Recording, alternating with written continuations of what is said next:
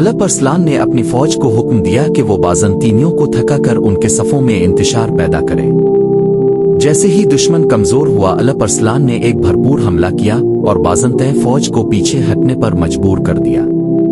बाज़ंतै फौज का हौसला टूट चुका था और वो मैदान जंग से भागने लगे। रोमानूस चहारुम को भी भागने की कोशिश में सल्जूकी फौज ने गिरफ्तार कर लिया। जब रोमानूस चहारुम को अलप अरसलान के सामने पेश किया गया तो अलप अरसलान ने इसके साथ इंतहाई इज्जत और शराफत का सलूक किया।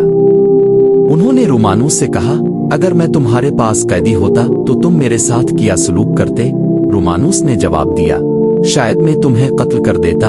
अलप अरसलान ने जवाब में कहा, लेकिन मैं तुम्हें कत्ल नहीं करूंगा, बल्कि तुम्हें इज्जत के साथ रहा कर दूंगा, क्योंकि इस्लाम हमें कैदियों के साथ अच्छा सलूक करने की तालीम देता है। अलप अरसलान ने रोमानूस को इस शर्त पर रहा किया कि वो बाज़ंतै सल्तनत की जानिब से सालाना खराज अदा करेगा और इस्लामी सल्तनत के साथ सुलह बरकरार रखेगा। जिंग मुल्लाज़कुर्द में अलप अरसलान की फतह ने इस्लामी तारीख में एक अहम मोड़ पैदा किया। इस जंग के बाद सल्जूकियों को अनातोलिया में कदम जमाने का मौका मिला और ये इलाका मुसलमानों के ज़ेरे तसल्लुत आ गया। इसी फतह की बुनियाद पर बाद में सल्जूकी सल्तनत ने मजीद फतूहात हासिल की और इस्लामी दुनिया में एक बड़ी ताकत के तौर पर उभरी। जिंग मुल्लाज़कुर्द की फतह हमें ये सबक देती है कि ईमान, सब्र, हिकमत और अल्लाह पर भरोसा कामयाबी की कुंजियां हैं।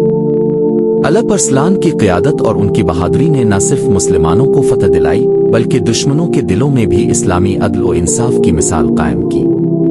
ये जंग इस्लामी तारीख में एक ऐसी मिसाल है जो हमें याद दिलाती है कि जब मुसलमान अल्लाह के दीन की खातिर लड़ते हैं तो अल्लाह की मदद उनके साथ होती है, चाहे दुश्मन कितनी ही बड़ी ताकत क्यों ना हो। अलप अरसलान का ये कारनामा आज भी मुसलमानों के दिलों में जिंदा है और वो हमें ये सिखाते हैं कि मुश्किलात के बावजूद अगर ईमान और हिकमत के साथ कदम बढ़ाया जाए तो अल्लाह की मदद और नुसरत जरूर हासिल होती है।